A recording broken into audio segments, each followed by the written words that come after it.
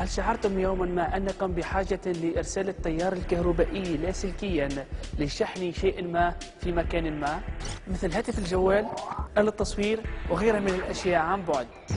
نعم، هذا الشعور يصيبنا عندما نقوم بمراقبة خط أنبوب نفط أو غاز لمدى طويل وتنفذ بطاريات هذا الروبوت بداخله.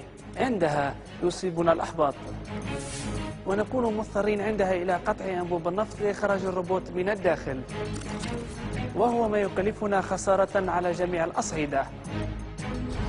الحل هو باور ويف.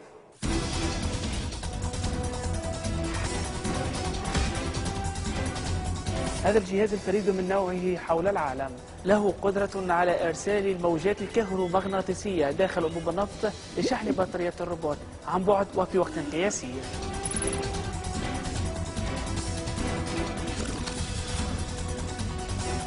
في كل مرحلة في تصنيع هذا الجهاز كانت نكهتها الخاصة، وأصعبها مرحلة الهندسة، حيث كانت الموجات الكهرومغناطيسية كبيرة جدا، وهو ما يسبب ضررا كبير للأجهزة اللاقطة.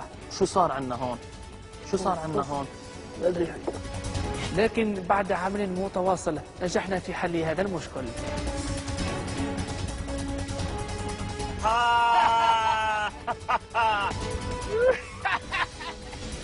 وعنا حتى مشكلة.